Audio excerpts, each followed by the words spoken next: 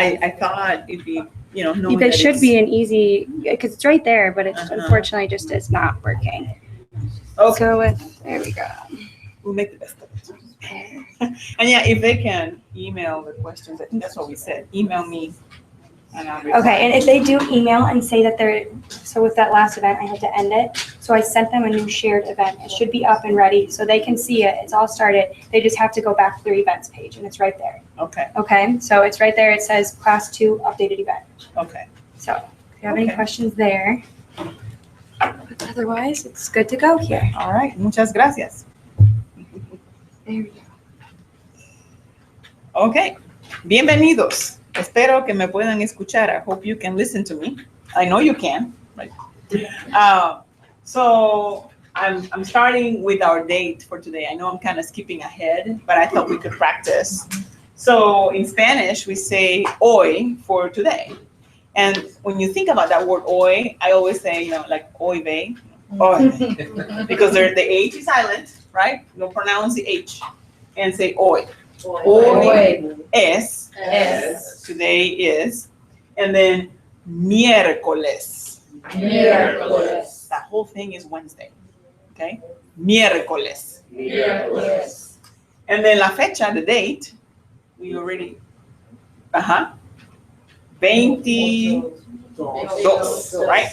Hoy es miércoles 22 de junio. And then, later on we'll go over the year. But in Spanish, the dates are, the date first, then the month. We always have a preposition, de, of. So it translates basically as 22nd of June, okay? And also another little useless trivia, I guess, but sometimes people notice this. In Spanish, we don't uppercase days of the week or month of the year. They're always lowercase. So if you have students that come from schools in Latin America, they'll have to be taught, okay, in English, you need to uppercase months of the year and days of the week, okay? So that's kind of I figure we can start with that.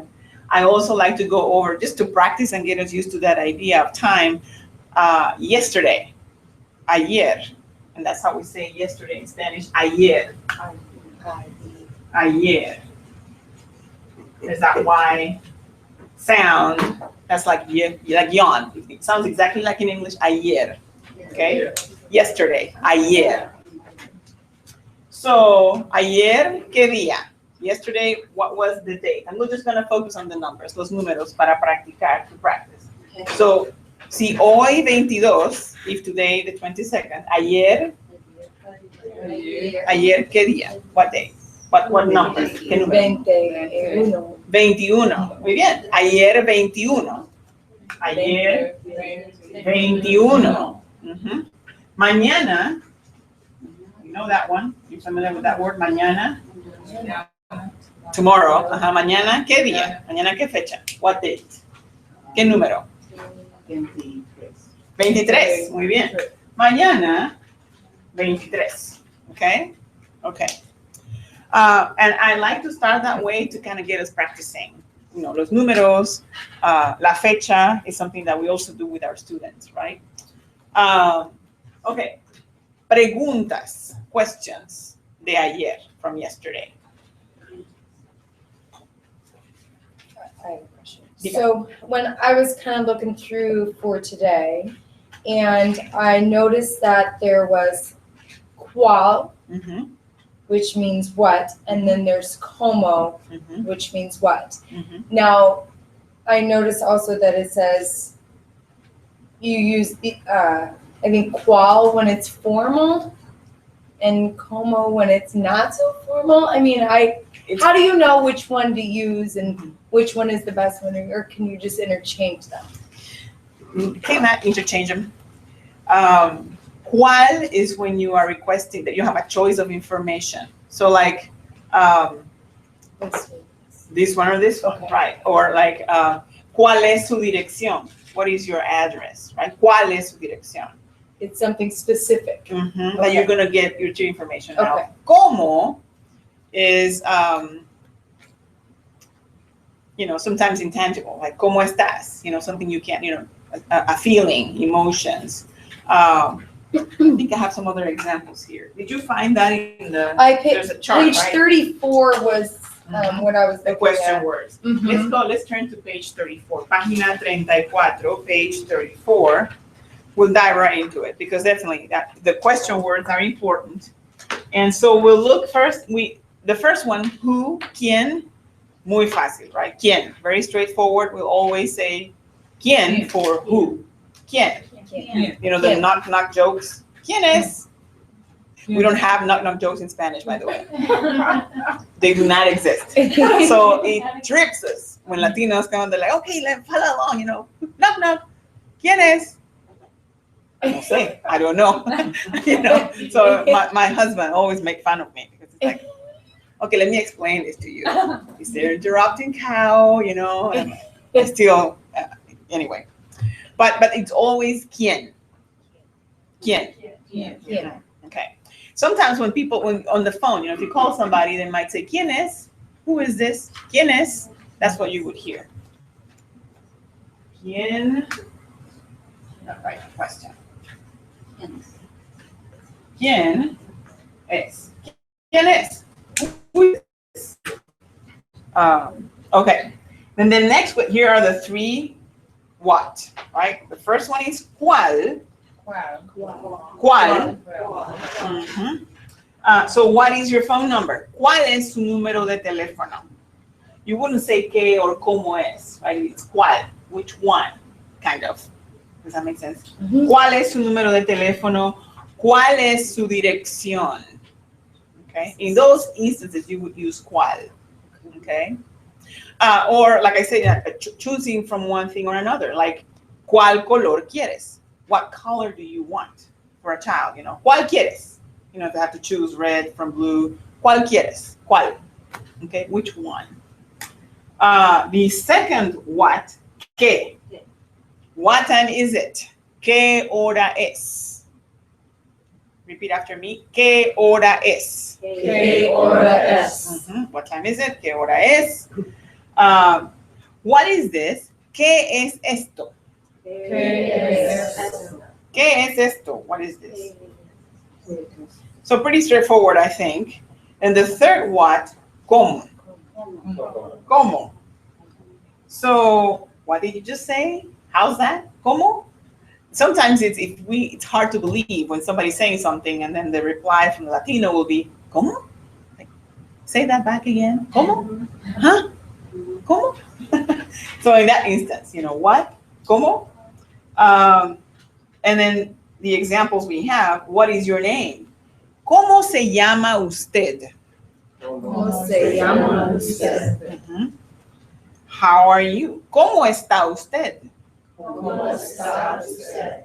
And by the way, we're using the usted so we get used to the pronoun, the formality of it. But later on, you may hear people just say, ¿Cómo está? ¿Cómo está? Without using pronoun.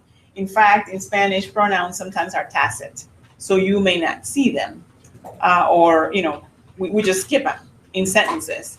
And that gets a little tricky. Later in the book, toward the end, you'll notice that. And it's because once you get past and you get used to, oh, that's either the third person singular or the first person singular, looking at the conjugation of the verb, like llamo, then you don't need it, okay? Okay, so the next question word, where? ¿Dónde? ¿Dónde? ¿Dónde? ¿Dónde? And, where are you from? ¿De dónde es usted? ¿De dónde es usted? And that de at the beginning of the question is literal translation from the from. You know how in English we have where are you from? I guess you could say from where are you? Sounds too weird. But in Spanish, we actually say it like that, in that order. ¿De dónde es usted? And then when, ¿cuándo? ¿Cuándo? ¿Cuándo? ¿Cuándo? When is the meeting? ¿Cuándo es la reunión? ¿Cuándo? Reunión, tricky word. You see a lot of vowels together. So let's kind of back into it. So from the back, or from the end of the word, the last sound, the syllable, on, On. ion, Ion. neon, Neon. union, Union.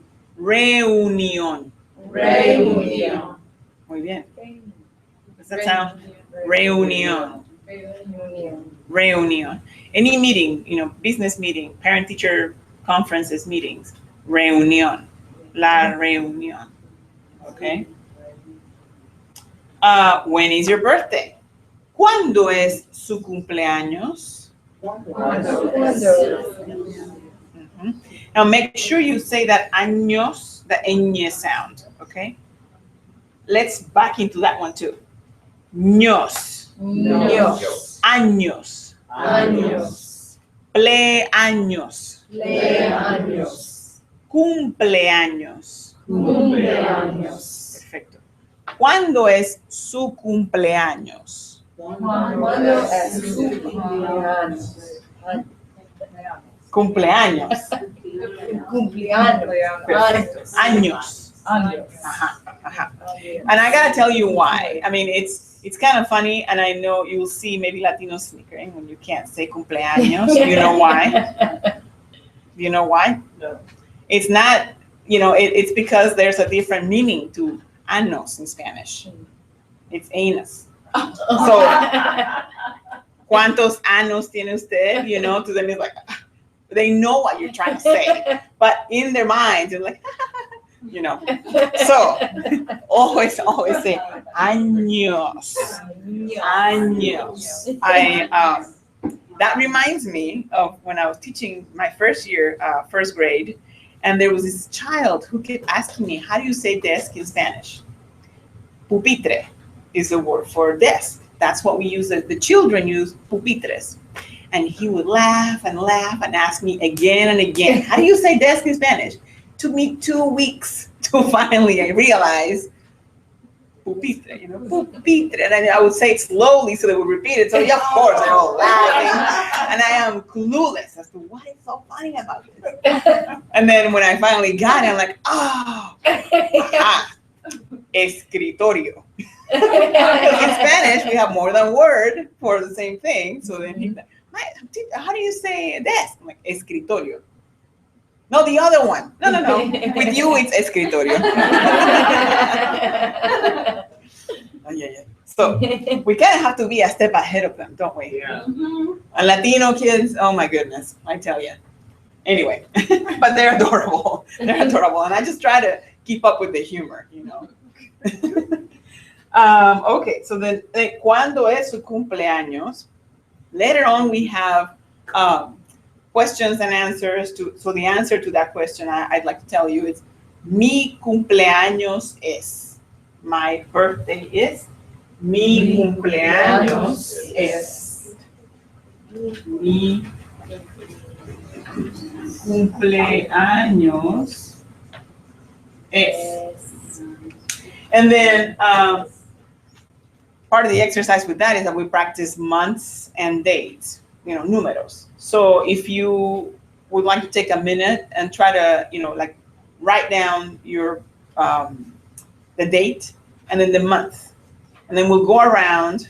Since we haven't gotten there yet, I'll ask you, and then you can tell me in English cuándo es su cumpleaños, and I'll tell you in Spanish. Okay? Can we try it? Yeah, if you want to, absolutely. If you know your months of the year, by all means, do it, and then the numbers too. Okay? But the number goes first, and then the. Right. So let me give you my example. Mi cumpleaños es, and then we always use an article in Spanish. We love articles, the masculine for the date, el 4 de junio. Oops, I ran out of space. Mi cumpleaños es el 4 de junio.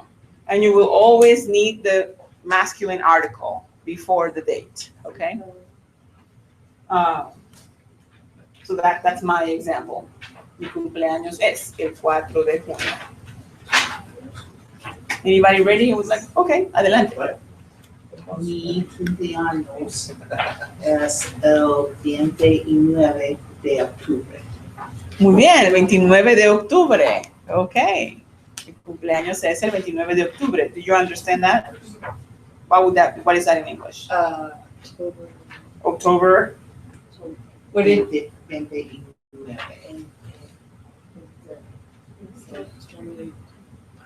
29. 29. Muy bien. Ajá, 29, I know. Es un número largo, long number. But muy bien, muy bien. ¿Alguien más? Ajá, dígame. mi cumpleaños es el 28 de agosto. Agosto. Agosto. Ujú, muy bien. Coming up, muy cerca. Sí. Otra vez, 29. Did you say no? 28. 28 de agosto. Ok, muy bien. ¿Alguien más? Ajá. Mi cumpleaños es el 2 de junio. 2 de junio. Muy cerca. Muy cerca. Very close. Dígame. Okay, mi cumpleaños es el 25 de marzo. Bien, 25 de marzo. Ok. ¿Alguien más? Mar- Padre Juan, dígame. Mi cumpleaños es el Ajá. de mayo. Mayo. Mayo. May. Mayo. Ujú, mayo. Muy bien. 24 de mayo. Ujú.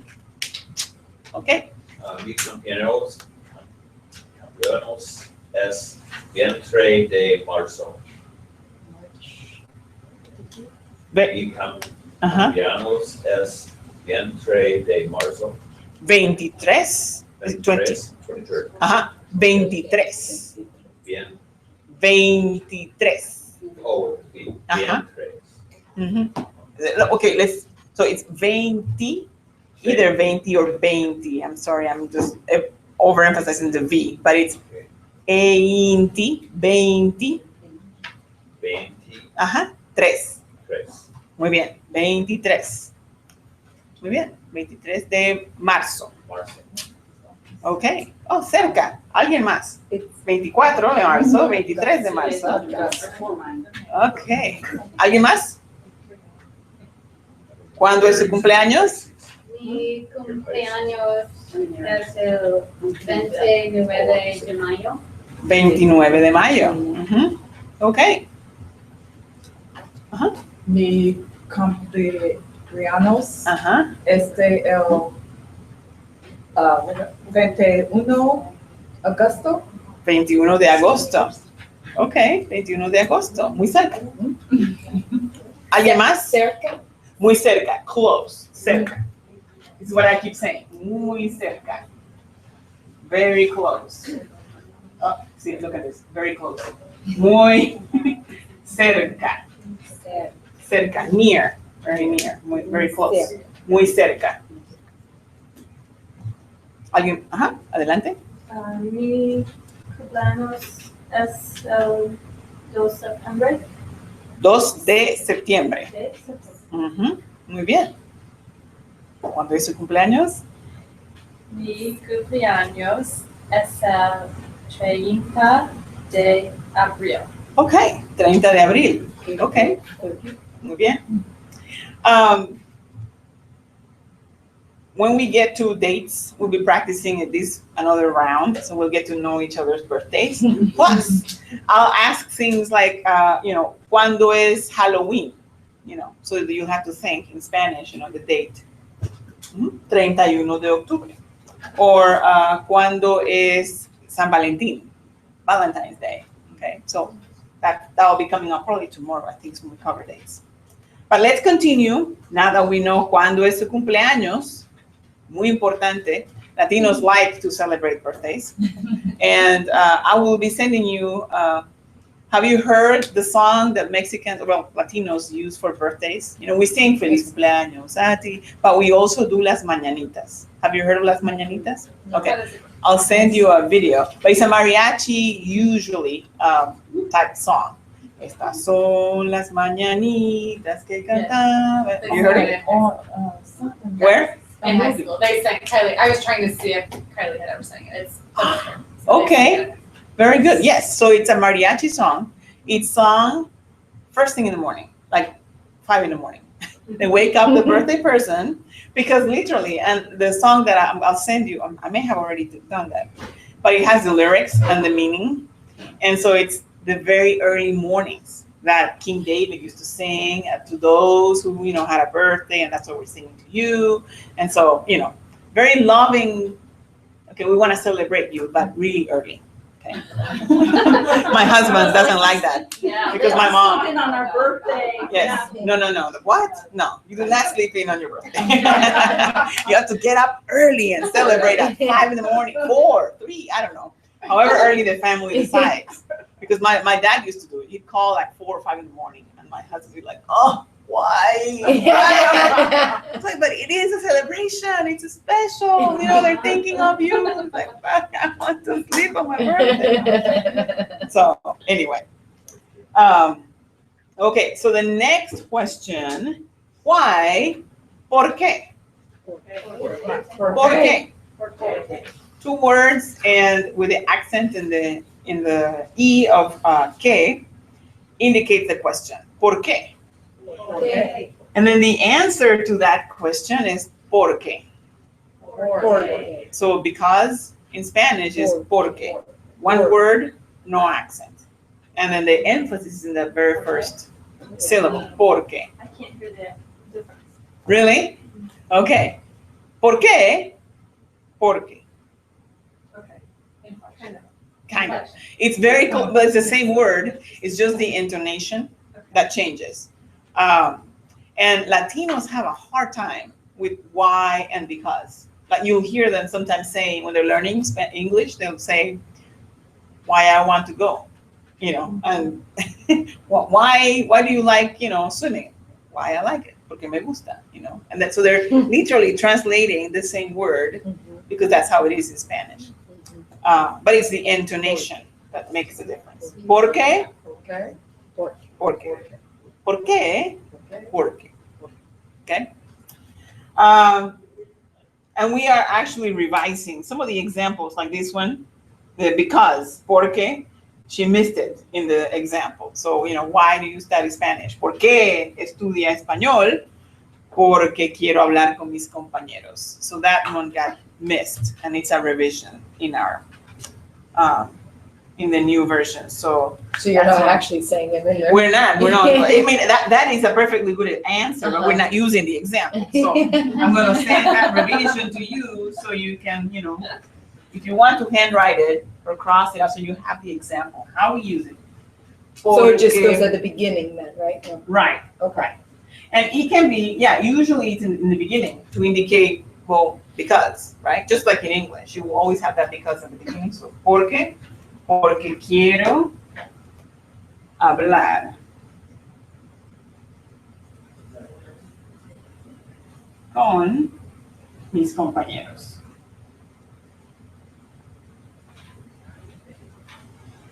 Compañeros. Okay. And then the last question word or set is how much or how many, cuánto, or cuánta. Mhm.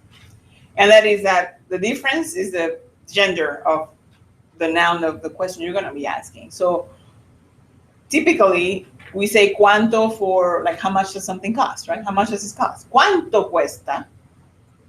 And that's exactly the question for how much does it cost. ¿Cuánto cuesta? ¿Cuánto cuesta? ¿Cuánto cuesta? The next one, the other example is how much time until it is finished. ¿Cuánto tiempo más para terminarlo? ¿Cuánto tiempo más para terminarlo? Terminarlo. Terminarlo. I know it's a terminarlo. Muy bien. To finish it. Terminarlo. in Spanish, when you want to ask somebody how old they are, it's how many years they have. That's literally the translation. So the question is, ¿cuántos años tiene su hija? How old is your daughter? ¿Cuántos años tiene su hija? Or, ¿cuántos años tiene usted? How old are you? Mhm. ¿Cuántos años tiene usted? There's a, let's see, I think it's on page, oh, I may be ahead of myself here. But Julie has a story here. It cracks me up because I learned of it from her. But I guess in Costa Rica, when people ask people, how old are you? They say, tengo T5. I have X number of years. But it's a play on words, T5. Like it's in the book. I'll point it. I think we'll get to it in the next few minutes. But T5, that's how it's spelled. And it's the last part of, for example, the number 25 in Spanish, 25. But it could also be 35, 35. It could also be 45, 45. It could be 75, 75. So for the nosy inquirer, you just say T5. So they leave it up to you to decide, is it 25, 35, 45? They just give you the last part. That's what it is. So we kind of made it a joke. So, when people ask you, regardless of where they'll get it. They'll know, like in Panama, if you tell somebody, tengo T5, okay. Okay, you don't want to share. That's fine. No hay problema. It's not good to ask people their age, but anyway, my kids they love it. They tell everybody how old we are. My husband and I. Tiene 48. Huh? 52. Oh, 52, 52. All right. Entonces, these are the question words. The previous pages, let's go back to page 31. Because in here, what we were going to do was play the más o menos game. And más o menos is, more or less, basically, how are you feeling? ¿Cómo te sientes? Más o menos.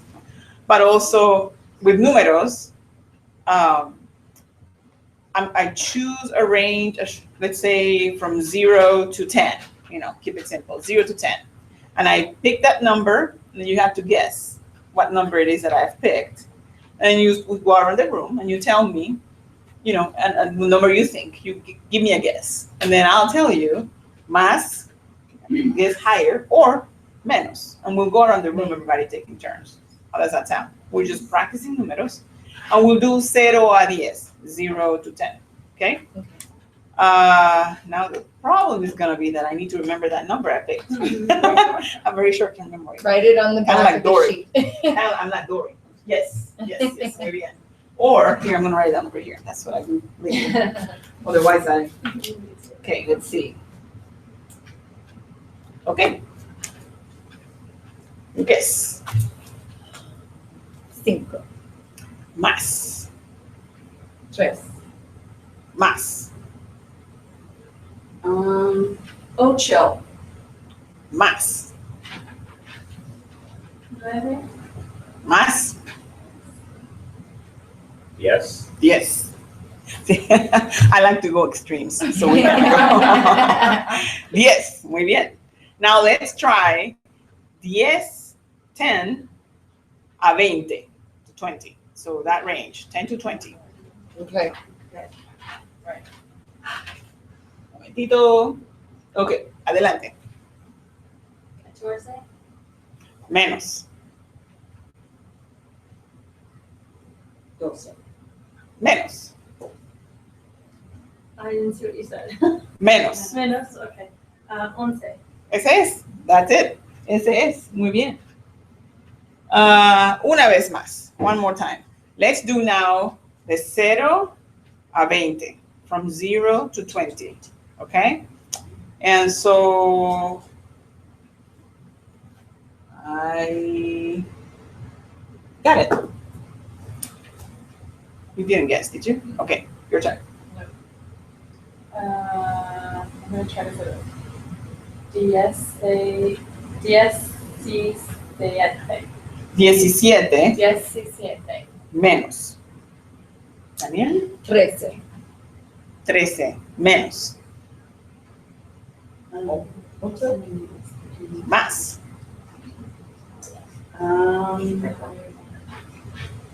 Wednesday. Menos. Menos.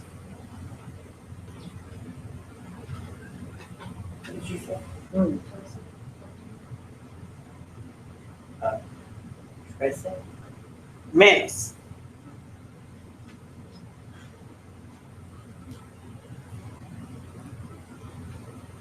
Siestas, 16 yes, sí. menos.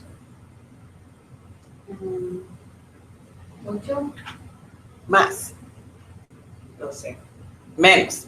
There's some more in there. She said those? 12 12. Okay. 13? I menos. think that one's already said too. Okay.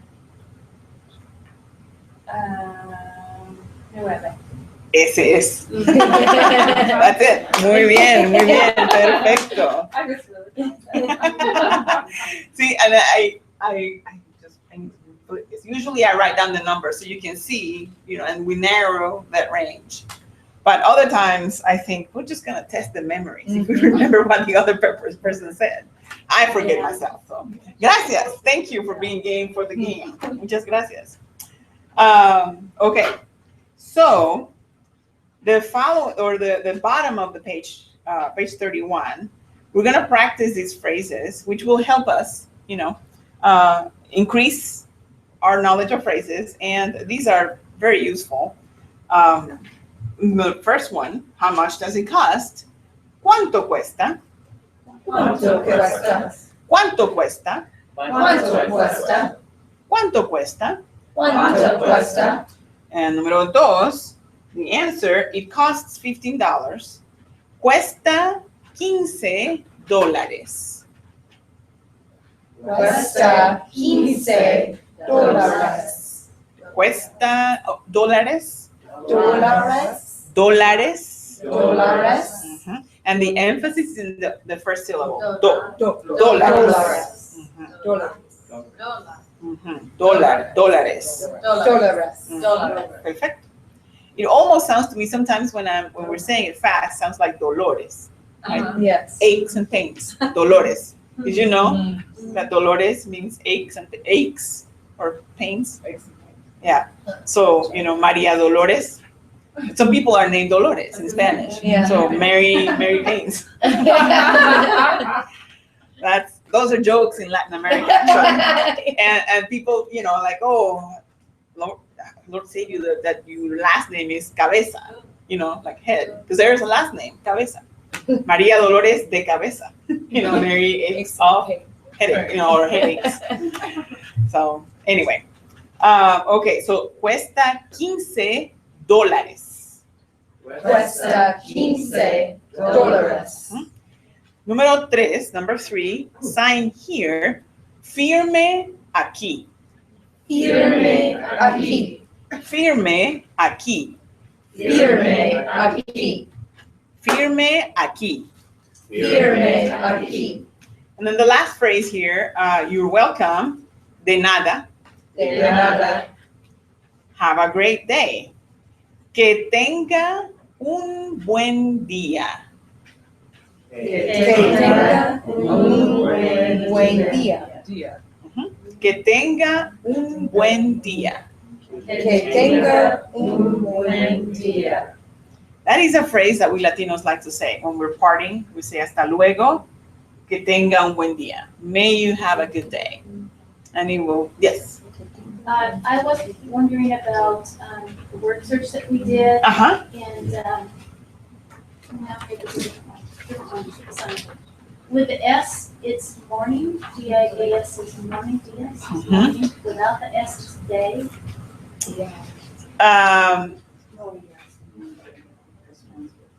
Say that again. With dia, Dia, D-I-A, uh-huh, is that day. day. Mhm.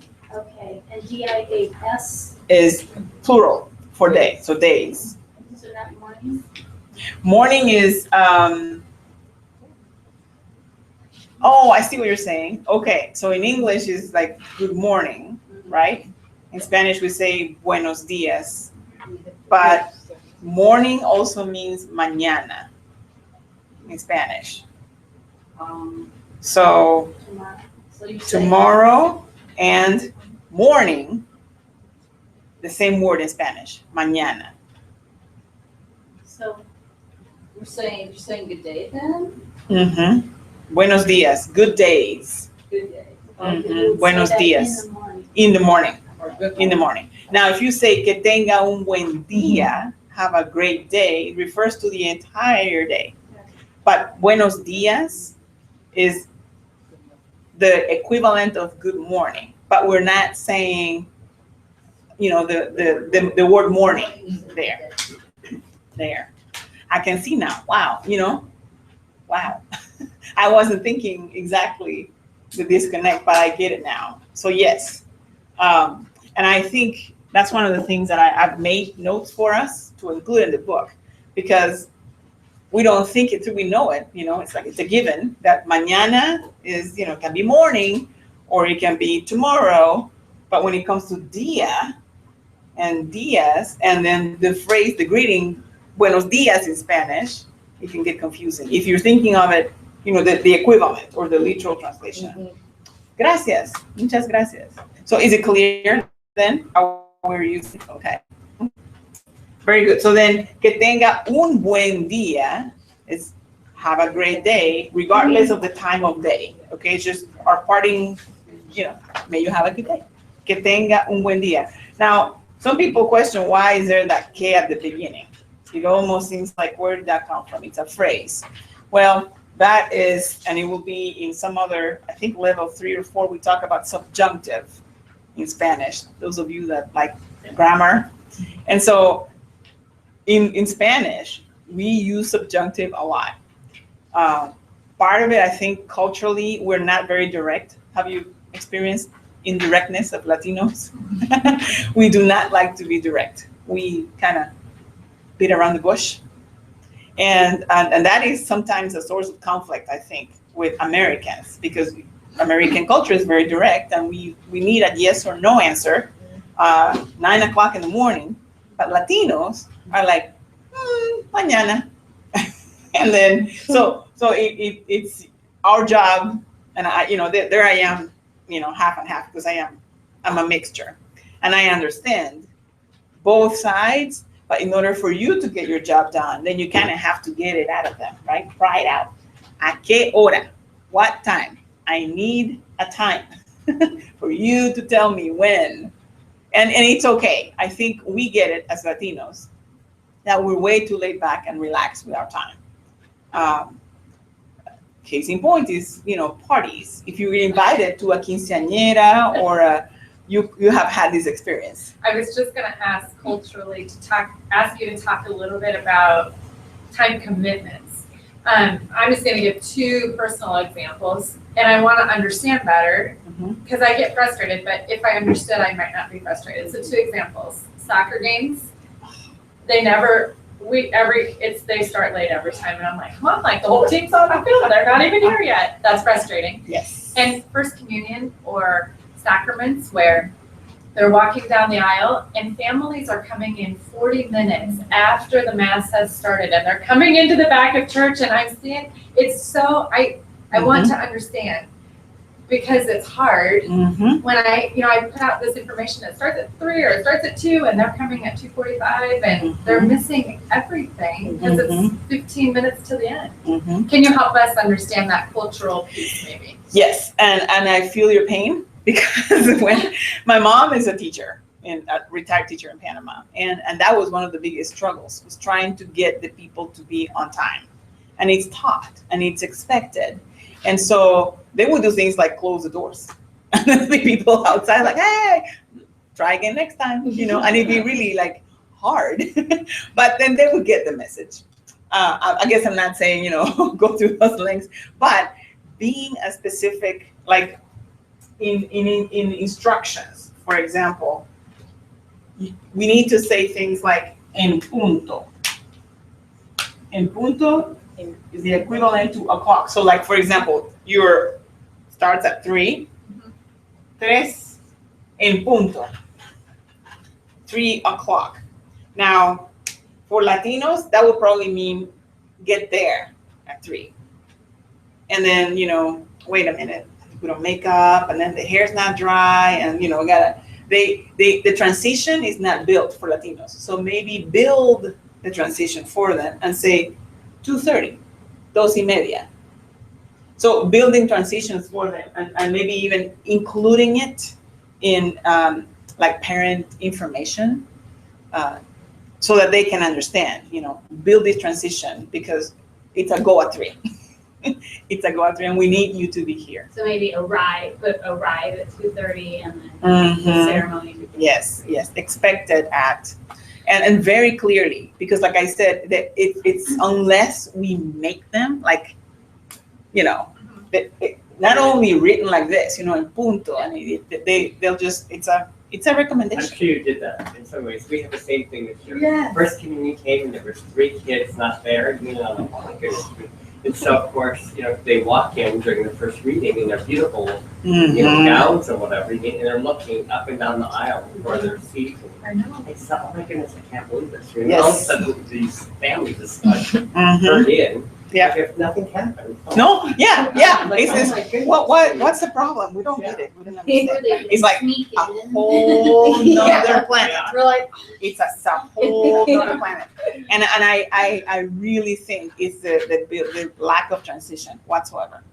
I have relatives, and we struggle with that. Like when we got married in Panama, and our my husband and I, we had the church at 7:30. That was it. And the priest is Spaniard, and Spanish priests in Latin America are very, very strict. Like their sermons are, they're short of having a whip and going around each pew. You need to be here, no walking in late, and it's but it's amazing that even with that, people still are that late. I think along the same lines, I know that one of the kids that are upper grade, when we're giving out the perfect attendance awards from Danielle Lords, one of the kids told me, said, I'll never get that because we're never on time. Yes. So it's really not the kids' fault. When those tardies are not really, I hate to say that. The kids are tardy. It is the Sometimes parents. it's the parents. Mhm. And Yeah. so it's like, Well, they're in school and they know, they get it Right. yeah. on time, but the parents, yeah. they're like, they don't get the sense of urgency. So in their culture though, like for example, do they show up on time for work? I mean, I guess I'm trying to understand that part. Well, see, they do, They do. they do. And So they're getting paid. Yes. When there is a, That's an interesting question. So it's, Yes. it's situational. mhm, I mean, it's really not that much different in the African American culture Well, because we say CP time is church people time, and so people come in late for church, But then, like for me, my grandmother was like, "No, you don't come in late for church, so you're putting up the finger when you come in late." Excuse me, that or whatever. So it's situational, but they are always on time for work. Mhm. But Yeah. they come in late to church. And so, yeah, I Working, hey. Right, that's paid. if they So know that leisure, Mhm. they could come in. if there's a Late for negative leisure, but- consequence attached Or- to their being late, they will be like super early. Case in point, if they have an appointment with immigration, they'll be there an hour early because I was in those lines. I'd be like standing in line for my appointment. Like, where are these people coming from? And it's not their number. But they're like, I cannot be late for immigration. I have to make my appointment. And I teach the STOP class at Nebraska Safety Council, the Spanish class. And every time I get there at 5:30, all of my students are there. All of them, every single one of them. They're never late. I'm the one that, and my class starts at 6, and I'm like, at 5:30, I'm gonna be setting up. They're already in there. So if there is a negative consequence attached to their being late, they will be early, like way. So then, okay, then this is on our end. How do you do a negative consequence for first communion? I mean, you can't. I mean, it's just like, Yeah, you can't really say. So you next year. can't be- But then the kids. Yes, well, see. Explain the kids when it's part of the ceremony, explain how beautiful it is and how sad it would be for them to miss out. But I don't think the kids really translate that back to their parents because it's the parents that are. They're dragging their feet. Yeah. Yeah, they're late. Understand I if you think gave it the goes- kid like the first reading or something like that. Oh, there you Yeah, go. that they goes have. back There to- you go. If they have a special job, like say You're you're the gonna. first one down the aisle.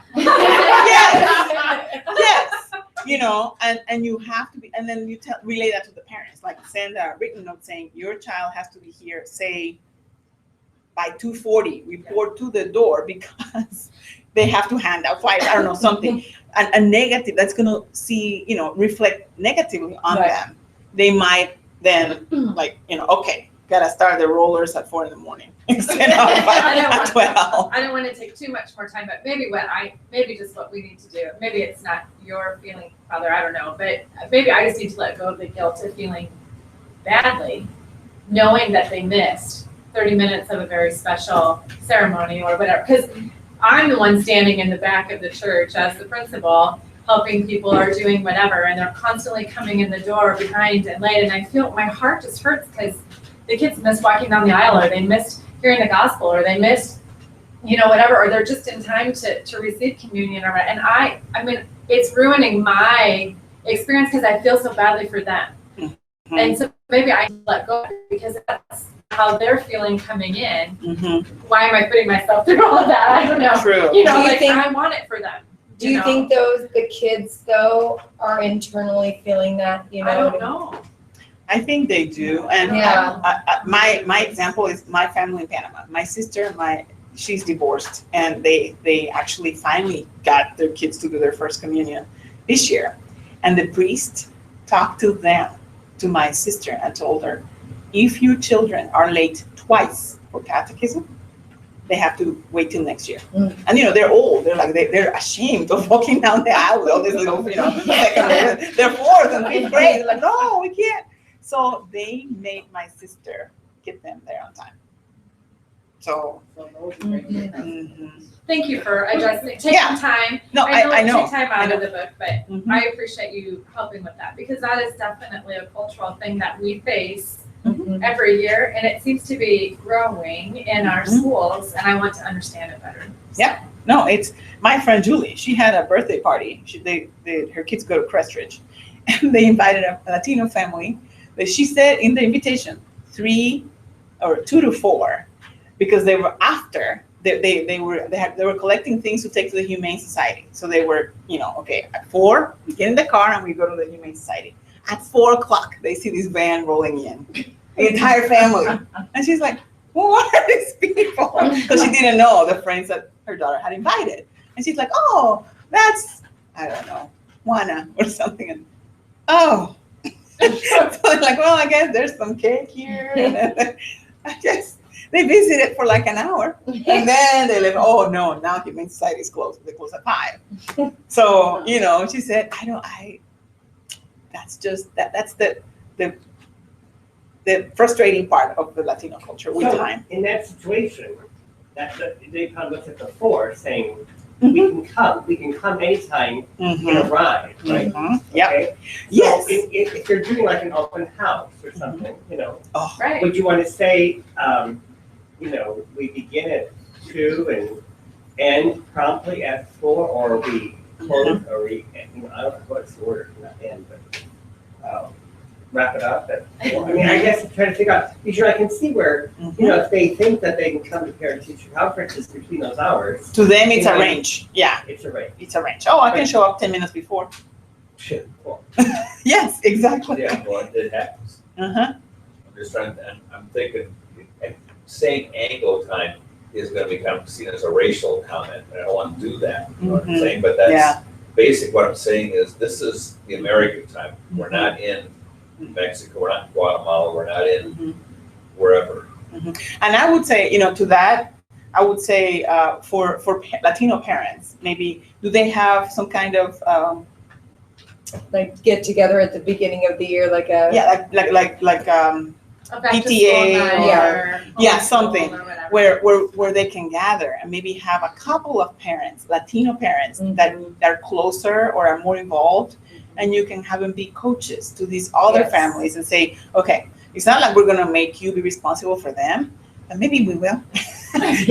Just tell them, we need to educate them so that we can be on time. And they want to be, they just need to be made. Well, like 2 to 4 thing, I mean, in our culture, it says that at 4 o'clock it's ending. Yeah, it's I mean, so, closing doors, yeah. right, I mean, so But to us, it's, it's like, you can come anytime. yeah. So maybe to them should be at 2. Be here at 2. Tiene que llegar. I'll send those in my phrases. Tiene que llegar. You have to arrive. And then, maybe the translation Yeah, would say maybe that. have to would be a better Yeah. word to Terminated use. for.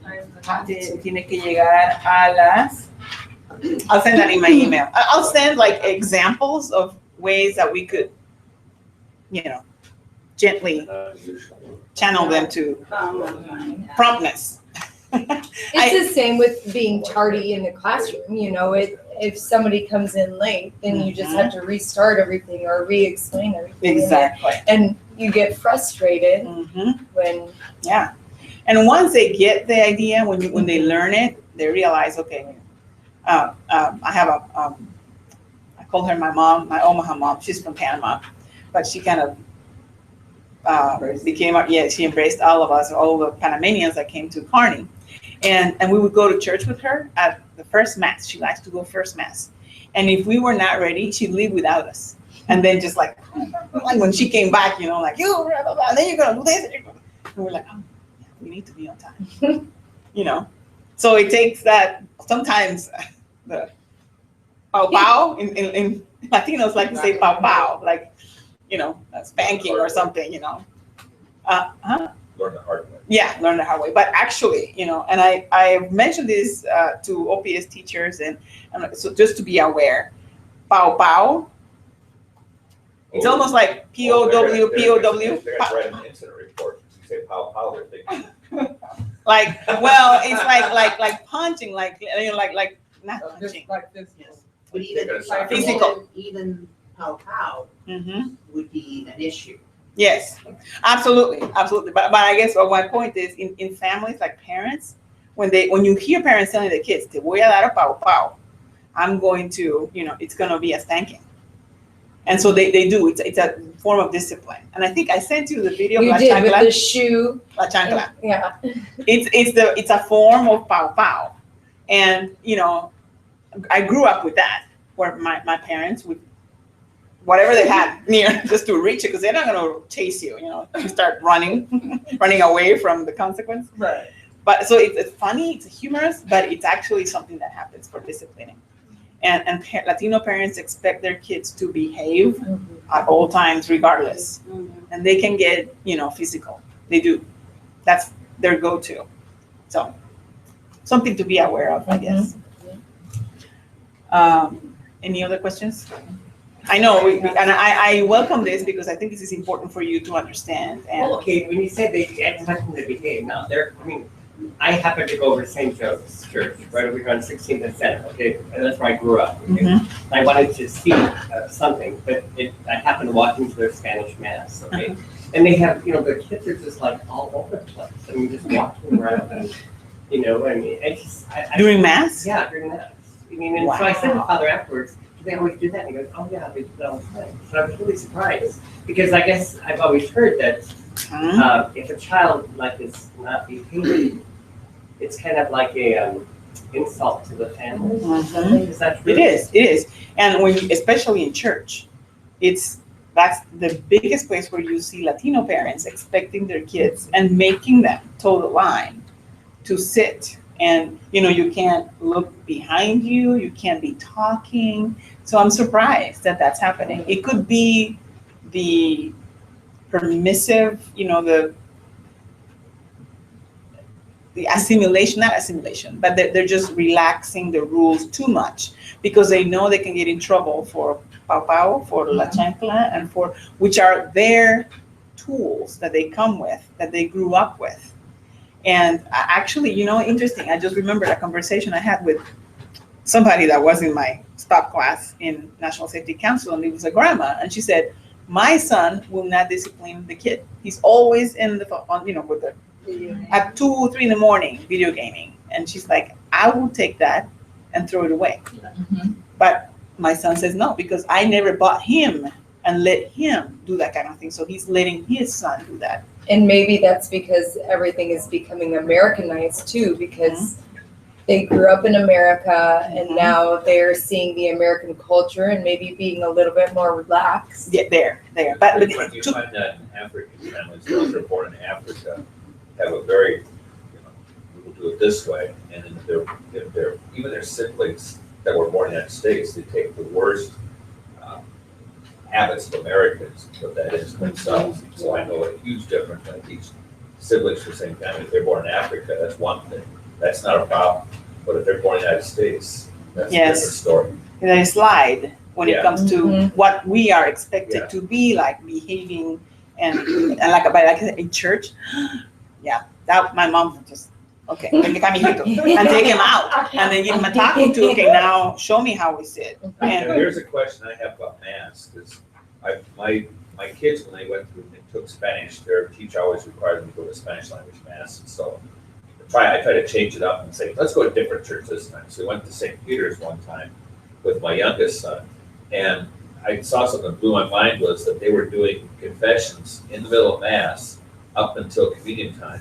And I talked to somebody that knew the culture better than me, and I said, what's the deal? And they explained that they took the extremely seriously.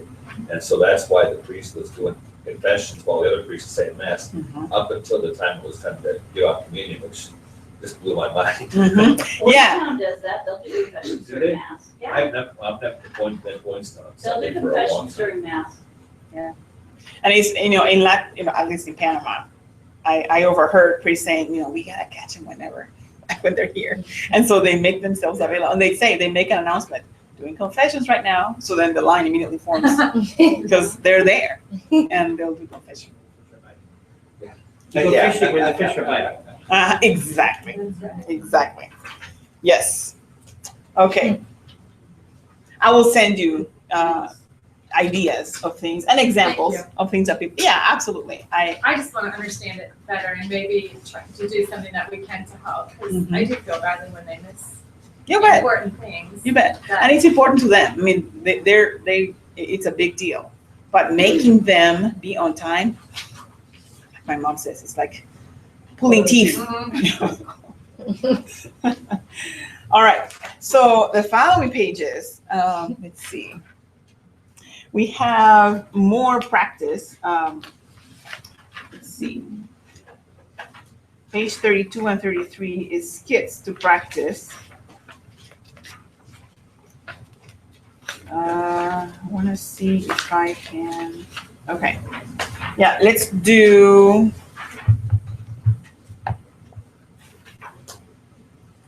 Would somebody want to read that skit with me? Would somebody want to be Diego Rivera or Frida Kahlo? Give it a shot? Sure. Okay. You can. Okay. All right. Then. Okay. Do another one. So, yeah, because we have in the next one, Okay. page 33, so we'll need another one. Okay. Which one would you like? I'll be Diego. Okay. Adelante, Diego. Hola, Cristina. Me llamo Frida. Cristina es mi hermana.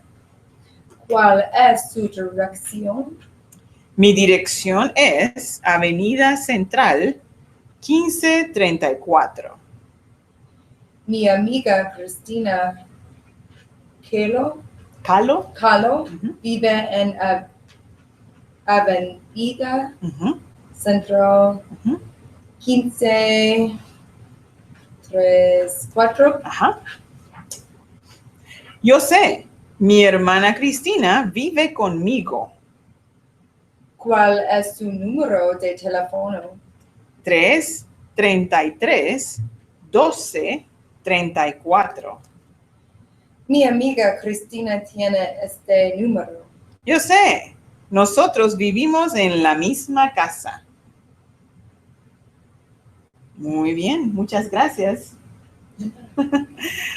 So did you follow that exchange? Getting information and realizing, oh, they're sisters, living in the same house. So the telephone number, you don't do like 51570, you break it up into. Mexico. Mexico phone numbers are like that. And this is the example that she used. It's a Mexico phone number. They're in 2 digits, dash 2 digits, dash 2 digits. Oh, I see. In other countries in Latin America, the format is different too. And I think it had to do with when the telephone companies were set up and how the system that they developed for the numbers. So that's why they look different. Colombian numbers look like that too. So very different. Is Hermana brother? Sister, Sister, okay. hermana, yeah. Now remember, there's our H tricking us, right? So no hermana. Pretend there's no H. Hermano, brother. Mhm. Yeah. Hermana, sister, hermano, brother. And we're going to be going over family relationships I think in the following chapter. Conmigo, with me. Conmigo.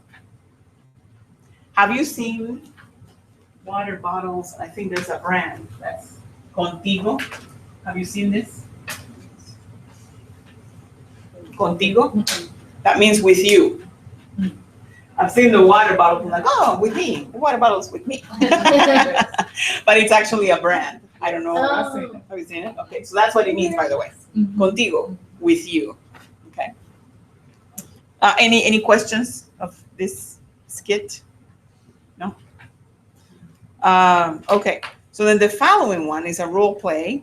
And they say, fill in the blanks with your information. You can use fake data. Let's try to pair up. So with the person next to you, does everybody have a partner? Yes. And just make up fake data for that information to practice your numeros. And hopefully if people live streaming, you can do the same thing. Fill in the data and then practice this role play. So, like for the phone number, that's 402. Mhm. How would you say, cuatro, and then did you say 0 or? Cero. Mhm. 0. 402. Okay, so you would just have to. Yep, digit by digit, absolutely. I know in English we say O, right? 402. But in Spanish we always say cero. Always cero. So what's south if for your address? For Sur. Sur. Sur. S-U-R. S-U-R. Sur. Sur.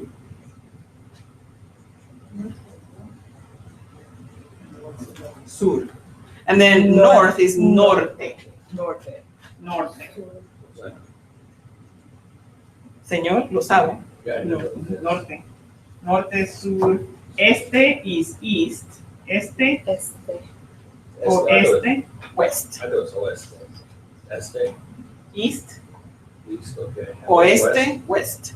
Oeste. Oeste is Mhm. west, okay. Mhm.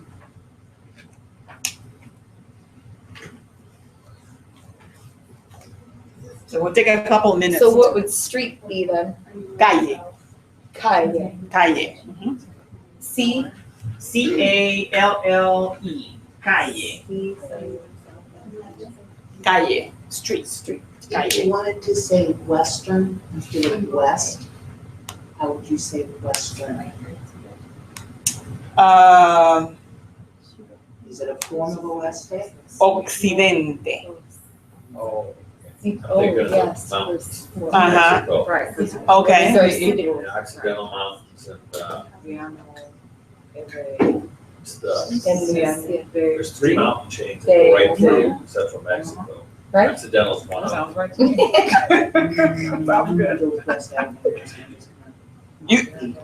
And you can do your address in English too. We usually don't translate addresses, but you can say things like calle, street, but you don't need to translate So what about Same Omaha? thing in then? city and state. Omaha, Same thing. Omaha, Omaha, Nebraska. Omaha, Nebraska. So do we do de Omaha? And de Nebraska? Uh-huh. No, Omaha, Nebraska. No need to say they. Nebraska. Omaha, Nebraska. Mountain Chain, Sierra I think Madre. I think in It's here. states, yeah, it's they- individual. I forget what the third one is. Sierra Madre. You know, my geography with Mexico, not so good. Let me see if I can find something in my notes. You mean like? Huh? Like that. She's- I mean, I have to keep looking back. No, she said it's like. Okay, That's what I was looking for. For the- Like a map. Yes, that's what I'm gonna look for. Gracias. No, I have a thing here. Okay, so dos Okay, so I think minutos, this was so you can practice practicing the dialogue. my information, and then I'll write down yours. Okay. So, do you wanna go first, or do you wanna? I have to figure it out now. Buenos tardes. Yeah, when you want her to be. Have a S. Doesn't So- matter. Cuatro, I'm gonna fumble. cero, dos, cinco, So-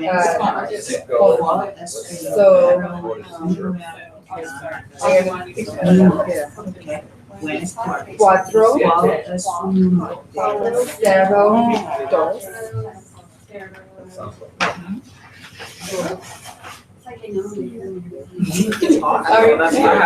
nueve, I gotta do that. cuatro, cero, dos, Nueve, diez, siete, Cero. cinco, ocho, nueve, siete, cinco, siete, cuatro, cuatro.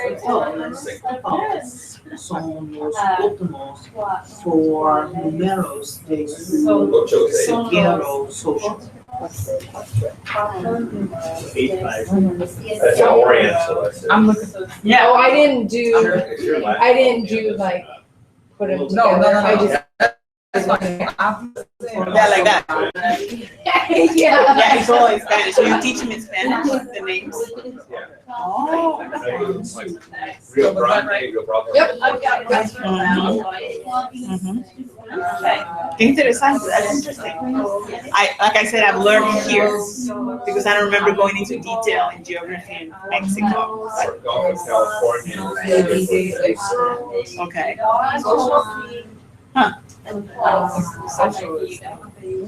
Maybe So, it's. So So it's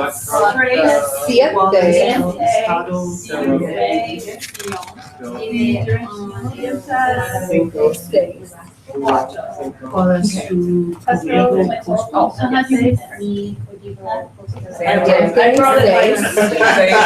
Ocho, nueve. She said this is the most. So I made it up there. Okay. Numbers, all right. So that's what we're Number lots. Ocho, nueve. How do you say city? Ciudad. Ciudad. Siete, seven. Oh, siete. It's hard to think about, like, I know them, but I like. Well,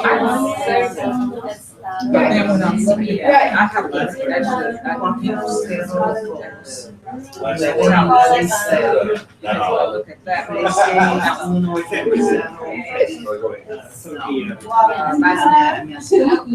Mi apellido es Kirkis. Which line?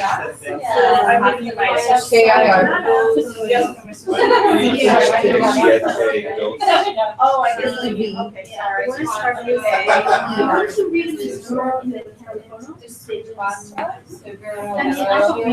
Kirkis. Okay, oh, okay. Or is it eight? It's When I grew up in Iowa, driver's license. So when I was first got driver's Oh, you're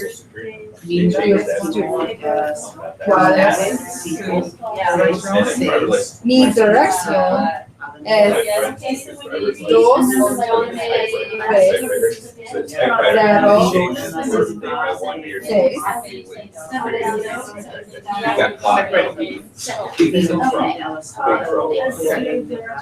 sur, I like Uno, that.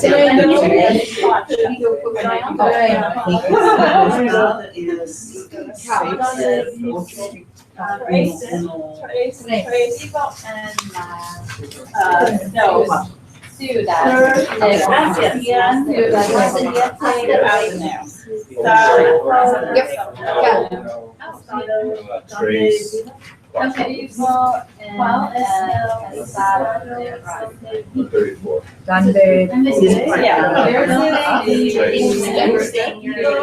Vivo en la ciudad de Omaha. You wanna try your number and see if I can do it?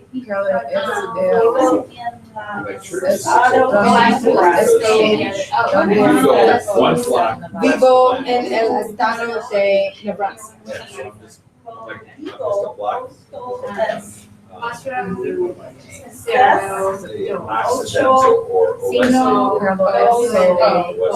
Accidental or Mi código postal es Cuadra. Block. 6, Cuadra. The place I went to, I never go to anymore. It's very dangerous. 0. When did you go there? About 30 years ago. Went great mercado, the whole thing, but I found out in the last 30 years, it's just a drug. 0. There are many places. I was reading news about Oaxaca, Mexico. Wow. Okay. Yeah, now let me. The drugs have, you know, the dark side. All right, are you ready? Yeah, it's very unfortunate. I think every Buenos police tardes. station in Nuevo Laredo ¿Cuál es has tu número de teléfono? Wow. Not a good place. No. I told my students, I went there, it was a great place, good restaurants, but I said the last 30 years, it's gone horrible. The Mexicans themselves And will lastly, avoid I it was- because they know Yeah. that's why they're leaving. It's not safe. After, It's not safe. okay? Yes. We didn't know. Ocho, Okay.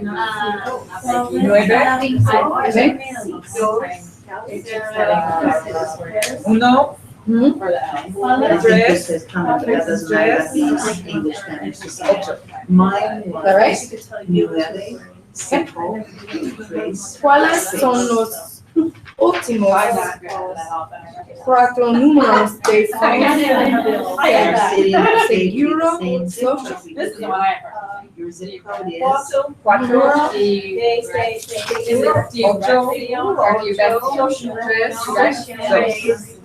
how do you say, is it right? Seis. Direct. So how do you know that a C is hard and a C is SM? So, when they're followed, like double the CC, The first C is the hard. first is hard, the second one is so like dirección, cocción, cooking time. ¿Cuál Cocción. es su dirección? Second C is right? Or Yes. second C is Yes, exactly. And notice two is followed by an I, which is a weak vowel. E. Because it's accent, yeah. Mhm. uno, Dirección. cuatro. And then if it starts a word, like city, That, well, that or is there no rule for that? no, regardless of whether it's at the beginning or in the middle of the word, if it's next to, if a vowel that follows with the C is a weak vowel, I or E, it's a so ciudad, But if it's a hard vowel like O. So it would right? be. Like como or casa Okay. or cuna, crib, cuna. Okay, so 5, 3, 1, 4. Okay, all right. ¿Dónde vive usted?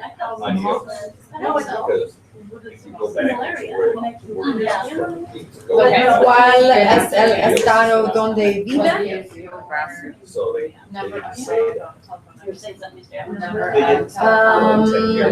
¿Cuál es su código postal? Diez, Yes. uno,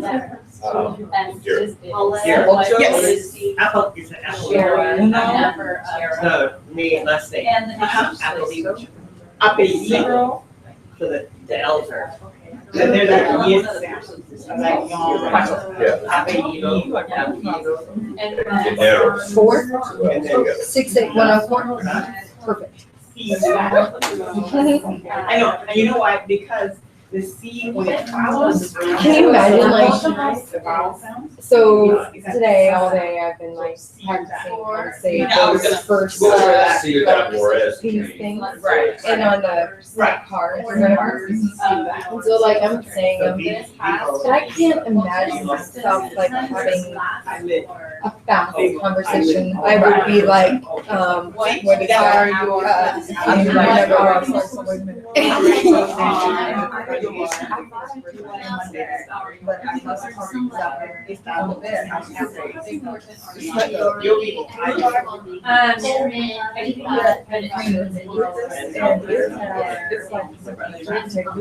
but one of the things that was interesting in here is it said, was it somewhere from the Like quickly look at it. and then, you know. Yeah, these are the phrases that I really want to learn so far, so that way I can be confidently saying it. Because I don't want to sound And then this, like, right? Or like. And when I'm talking to a parent, I want to be able to communicate with them, right? And don't look like, Right, and they'll be like, what are you Yeah. saying, you know? and you're gonna teach Are you really, my right, you know, and just like she was saying about what the, is your Sarah. time. So we all have to practice. That's right, because I was. Yeah, and you're Spanish. Really, really Yeah, I depends need on the those, and situation. then. It depends on what it is that. Okay. that you're coming. Alto, alto, I live. alto.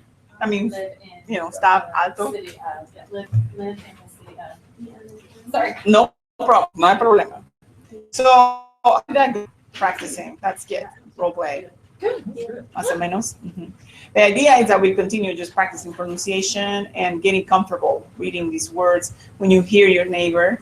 I like to do that every once in a while. And then the other times when I pick a partner and then you can hear me with somebody else. Okay, yes, Could you pronounce the two words for zip code?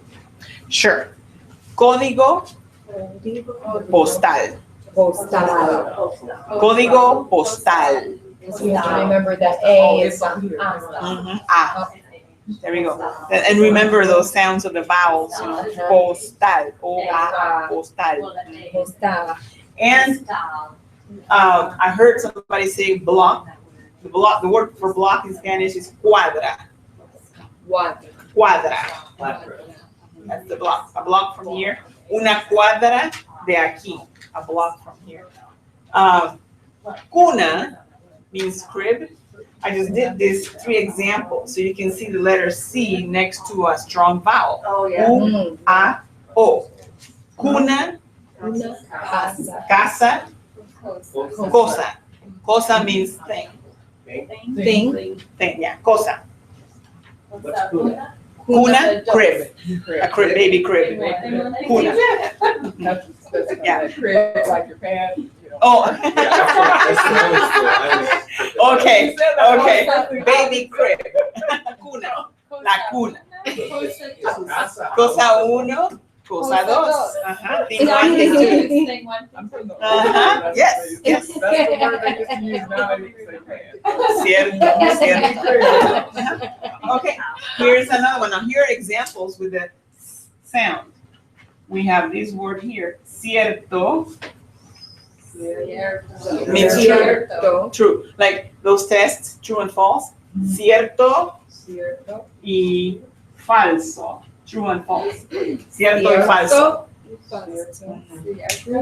And true and false. Which we're gonna do. Oh, we're gonna be doing cierto y falso. I'm trying to think of another example. Casa, house or home? Casa, house. House, okay. And what, Home, hogar. Hogar is home. what was cosa again? Thing. Thing. A thing. So thing one, thing two. Cosa uno, cosa dos. Yeah. I'm just thinking of What was houses, some kind of Kuna? stuff. Cuna, baby crib. Houses. Okay. Baby crib, a cuna. Holgar was home, Holgar? Hogar, Holgar. hogar, yes. Holgar. Home, Home. hogar, Homework would be what? tarea, tarea. I know, see, we totally come up with a different word. Okay. Yeah, homework, tarea. La tarea, homework, tarea. Mhm. Tarea. I'm trying to think of a CE. Okay, well, here's a simple one, a name. Cesar. Cesar. Cesar. I'd say it's Chavez. Cesar Chavez. Okay. Evil man. Cesar. We don't like Cesar Chavez. Oh, you don't? Mm-mm. Why is that? I'm thinking of the wrong Chavez. I'm thinking of the Cesar Venezuelan. Chavez was the Yes, human rights worker Yep. down in. here in the US, Yeah. yeah. No, I'm thinking of Chavez, Hugo Chavez. I apologize. Okay, I'm thinking of my Venezuelan bad guy that we don't like. Vic Noriega then. Noriega, very bad Pineapple man. face. Muy malo. Cara de piña. Cara de piña. Oh my goodness, you know a lot of my history. That was it. It was pretty big. Yes. Because if I'd been in the military, that would have been my time. Oh, really? I was in Panama. I was in Panama. I lived through it. Well, you teach those things, don't you? I do. Mhm. So history and geography. Okay. Yeah. That's why the cultural stuff's so interesting to me. Yes. Piña. Piña colada, strained pineapple. That's it, means strange. Pina is strange. Strained pineapple, piña colada. Just, again, useless trivia. But just to know what we're saying, Piña, piña, pineapple. Peanut is pineapple? Uh-huh, piña. And what's colada? Colada, strained. Oh, that's. Strained, yeah. Colada means strained. So strained pineapple, piña colada. Me gusta mucho. We like it very much. All right. So the following pages, we're going to be talking about, I know we spent a lot of time on culture. So I'm not going to go through it. You can read through it. Pages 35, 36, and the top of 37. The authors offer kind of a compare and contrast between countries. So here, the first set of countries, we have Spain and Mexico. The information she relays there is things like the currency of each of the countries. So we can see the differences, they're different. Places to visit, population, you can see the population in Mexico, pretty big. La gente famosa or famous people or celebrities in those places, and the ingreso anual or the annual income. So the last part is la comida, food. And so, those are interesting things that I think, for us to be aware of. And then right on page 37 at the bottom, that's the true and false, es cierto y falso. So I'm going to read through them and we're just going to take a guess. If you know the answer, if you don't know, you want to guess, it's kind of like a game. So cosas interesantes is the first three sentences. Frida Kahlo was married to Diego Rivera and they lived in La Casa Azul, the blue house in Mexico. Número dos, the Aztecs had a dream that they should build Mexico City on the spot where they found an eagle holding a cactus in its mouth. 3, construction on La Sagrada Familia Church in Barcelona began in 1882 and may finish around 2026. The word gaudy comes from the ornate garish style of church's designer Anthony Gaudí. So which one of those three you think is falso? So only one of them? Only one of them? Only one of them is false. Okay. Solo uno. I would say number 2. No, 2 is absolutely true. True. Actually, It's the legend of the Aztecs. right, but it's false because it's true. There's a legend. Because of instead of cactus in its mouth is the Oh, it's a rattlesnake. Mhm.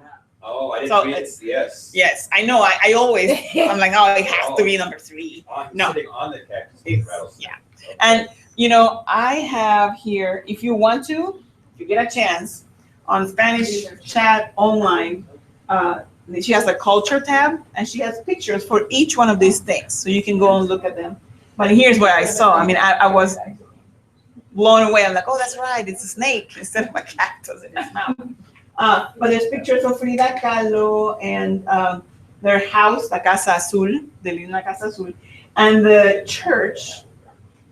Julie has pictures. They went to Spain recently, and they brought pictures of the building, the construction of La Sagrada Familia. It's still under construction.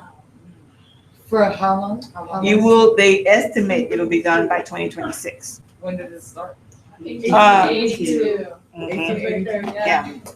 So it's a big Oh, project. Muy grande. Can you imagine? no. Whew. Cathedrals in history, though, would take 200, 300, 400 years to be built. Well, and this is very, very ornate. I mean, the pictures, she toured it. Remember the Olympics were in Barcelona, you see pictures of them, and I would just go, oh my God. All the detail and I thought it was carvings. Yeah. It's a place to see. Absolutely. If you ever get a chance. So the second section is food, comida. And I'm going to read those 3, and then you tell me your guess of which one is the false statement. If you order a tortilla con queso in Spain, you would get something like a quesadilla with a flour taco shell. Número 2. Mole sauce can be verde, green, amarillo, yellow, negro, black, or coloradito, rojo, red, and is served over chicken. And número 3. Calamares en su tinta, squid in its own ink can turn your mouth black as you eat it. Which one would you guess is the 2 falso? 2. 1. It's It's one. 1. It's a It's cheese. 1 because It's it's corn. egg. It's This corn, is breakfast stuff, isn't it? It should be a corn taco. This is an egg and. Well, in Spain, a tortilla con queso, Yes. it's actually like a quiche. Like an egg, right? Yeah. It's like a frittata, like an egg frittata. Yeah, well, yeah, I know. It says It is it's totally different. What Spaniards call a tortilla is very different than what Mexicans call a tortilla. It's something to be aware of. I mean, she experienced it when she went to Spain, and she's like, tortilla, and she gets this egg and potato dish. She's like, what? This is not a tortilla. So, you know, that's the false. What is con queso? What does that mean? Is it? With cheese. With cheese. That's what I thought it was cheese. Yeah. Okay. Yeah. And people will order, you know, tortilla con queso. It comes with, they put cheese on it, but it's a Is it quiche. is it a type of cheese like a white cheese or any kind of cheese? Is it I believe it's specific- white. I believe it's white. Not quite sure what kind. I think she has a picture here. Here, maybe I can pass this around so you can see. Here are the pictures of the food. Travel over. You see, it looks like a pie kind of thing, and they cut them on wedges. Yeah, it's kind of like Yeah. quiche. Around to the show. The mole sauces that we know here when you go to a restaurant in Omaha, they'll be brown. The mole that they cook here mostly is brown. But if you see that plate, I was like, what? Red mole and green mole and yellow mole and red what? And it's the different chilies they use to make the mole sauce. And I wonder if it's kind of like Indian food where they have red curry and yellow curry and green curry. The color tells you how hot it is. Is it the same? I am not sure. We should ask Beatriz. She would probably tell us. I don't know. I'm not very familiar with Mexican food. I've learned here. That's one other thing that I So in learned. Panama, then what kind of food? We eat rice, beans, chicken, meat, not a lot of vegetables, a lot of fruit. Bananas. Papaya. Yes. Have you had papaya ever in your life? Yes. I have. It's an acquired taste. My husband hates it. Yeah. He said it smells like shoe or something. I love papaya. It is a healing fruit. I suffer from heartburn, and I eat papaya, cures it. So if any of you have heartburn, and and one way he can drink, like we make licuados or blended fruit smoothies, yes. Smoothies. Nothing on them, just the fruit and water, so it liquefies. And you drink that, and it's very soothing. It's kind of like the properties of aloe, you know, if you take aloe for inflammation and digestive system. And So, that's papaya. papaya. I just came back from Costa Rica and every morning there were the drinks. And it was like smoothies, but you can tell it was ice in the fruit. Yep, and that's what we drink. I mean, there's this thing, There was one that was green, and I know that one. I never tried it. they love green drinks. It's kind of like what we do here, you know. I mean, they might put some stuff, you're like, what in the world? Yeah. But you don't look at the color. You just.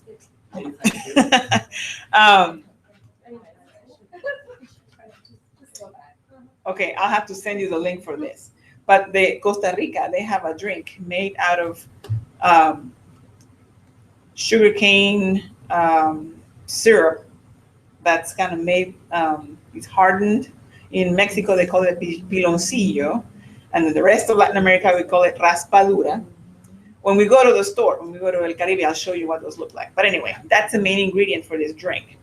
And they add lemon, ginger, and I'm not sure what else, but they call it frog water, agua de sapo. And some people are like, what? They get that from a frog? What? But I don't know why they call it that. It's just that's the name. But it's very refreshing, and it's served over ice. It's kind of like a lemonade, but they make it in Costa Rica. They made it every day at like 3 o'clock for the new patrons coming to the hotel. Oh, they did? Mhm. Very good.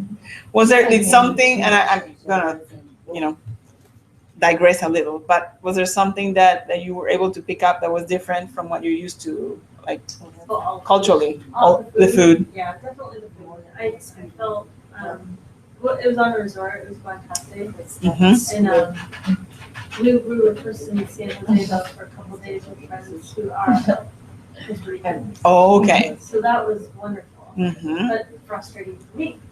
Yeah. And frustrating for the girl that I was with, she didn't know English. Oh. My husband and his friend were the ones that could talk, Mm-hmm. English together, but Mhm. it was our friend, the male, who was bilingual. Mhm. And now he's picking up Italian right now. So I'm like, Oh, well, and there's one very thing, ambitious. people that want to learn Spanish are encouraged to go to places like Costa Rica because their Spanish is very clear, and Colombia, very, very clear. And they have schools where they do exchanges. So I know high school kids go to Costa Rica, I think from here. And they get a very standard like Spanish, as opposed to if you go to like Dominican Republic or Puerto Rico, or, it'd be kind of like going to New Jersey to learn English. I mean, I hope nobody's from New Jersey, but you get a very specific slang and accent, and then, it's hard for you to understand people from other places. So, you probably, if you had been taking Spanish, perhaps you would have seen, oh yeah, I've heard that. Yeah. But, you can continue. Yes.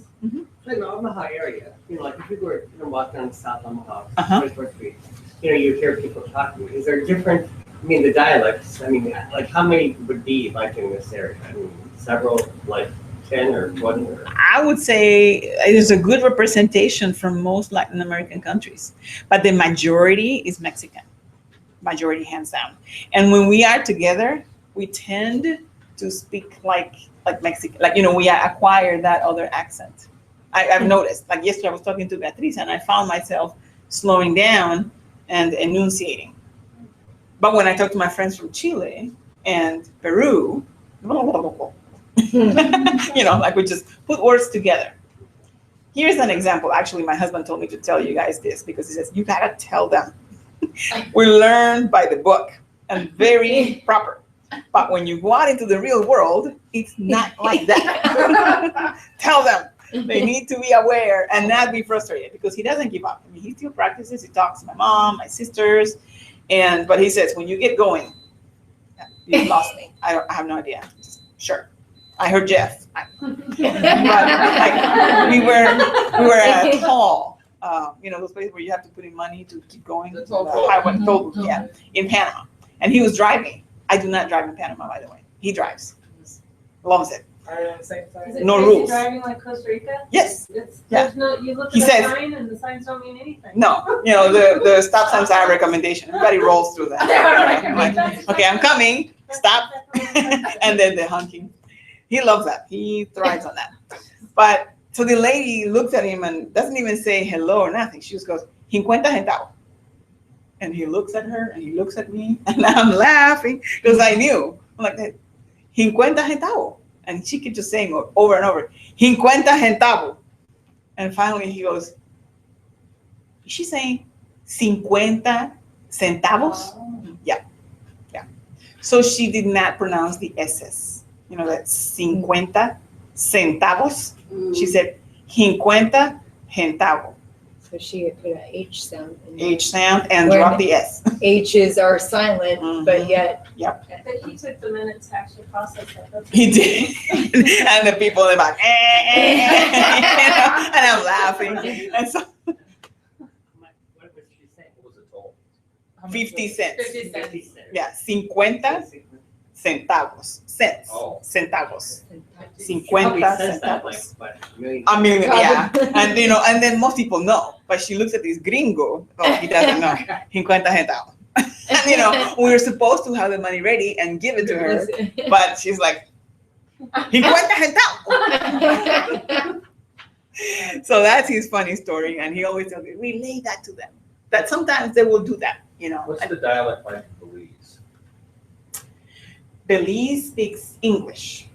Right, They well, here's the question, because I had a parent who would get really frustrated because she was born in America, but her whole family was from northern Mexico somewhere. Okay. And so when the Spanish teacher was teaching the kids, she had done a stint in Belize as a Peace Corps worker, and she was getting mad because she thought it was gutter Spanish that she was teaching the kids. That was her words.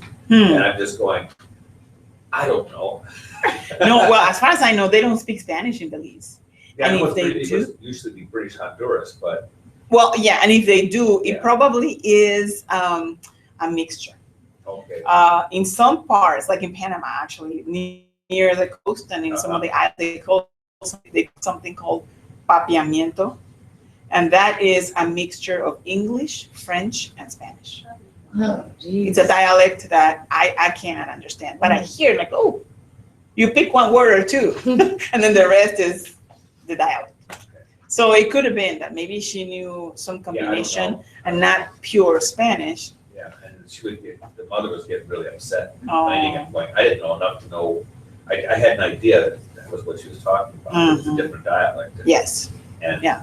she had definitely had her opinion about what the correct way to teach Spanish was. Yeah. That it happens, absolutely. And people that are near, the border, like, Belize, Brazil, countries that do not speak Spanish, they pick up words and then they come up with their own slangs. That's just kind of how it goes. Okay, so for the rest, I think we were reading, or you can read through page 38. And so it's just kind of examples of the joys of studying Spanish. And she has examples and stories of things that she learned in her travels around Latin American countries. So I'm just going to leave that for you to read at your leisure. And then page 39 is tarea, homework. We have a few minutes left. So let's do page 40. And that is the 4 ways of saying the. And she says they're there's invented 4 just to ways. confuse us. Well, yeah. Yes. And then, turn it around, very confusing for Latinos to use the for everything. And then we want to plug it into everything. Latinos will always say the, because we are used to articles. We love articles. So there are patterns, and I think that's why she kind of made it that way, that chart. So we have the male and the female, or feminine and masculine articles, and then singular and plural. That's it. So we have el, masculine singular, and the los is the masculine plural. La is the female or feminine singular, and the plural feminine is las. Pretty simple and straightforward. Yeah. Now, when we go to plug it into the nouns that take it, then we kind of have to think it through a little bit. And she has a few tips on how to know when to use each one of those. So we know probably from school or just hearing it about it, if a noun ends in the letter O, it's masculine. Therefore, we would use el, right? For example, niño, boy. It'd be el niño, right? Now, if it ends in A, niña, then we take the article la niña. We have plurals, several boys, los niños, and then several girls, las niñas. Okay? Very straightforward, simple. That's the general rule. However, we have a little more to get into it. For example, masculine nouns frequently end in O, OS, L, or MA, ma. Feminine nouns frequently end with a, as, dad, tad, tud, sion, sion. So here's my example, the first one, la ciudad. City in Spanish is a feminine noun, so la ciudad. La ciudad de Juárez, right? La ciudad de Los Ángeles. Nouns ending in ista and e can use either el, la, los, or las, depending on gender. There's our exception to the rule. So now let's practice what we learned and fill in the blanks with either el, la, los, or las. So let's do number one, número uno. What would be the article for número? El. El número. Muy bien. Número dos, hermana or sister. La hermana. Número tres, hermanos. Los hermanos.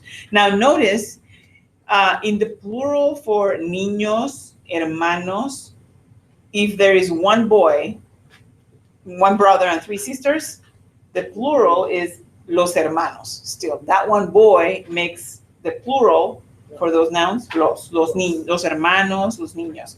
If it's just one boy and many girls, okay? Something to be aware of. There's this emerging way of speaking that I've heard, and I think it's the translation of we should give equal treatment to boys and girls. So a lot of people are saying las niñas y los niños to make sure niñas gets mentioned. Boys and girls. Mm-hmm. Yeah, but typically, if you hear los niños, we Latinos assume there's boys and girls in that group. Same with los hermanos. There might be a sister in there somewhere, una hermana. Okay. All right. Número cuatro, plato.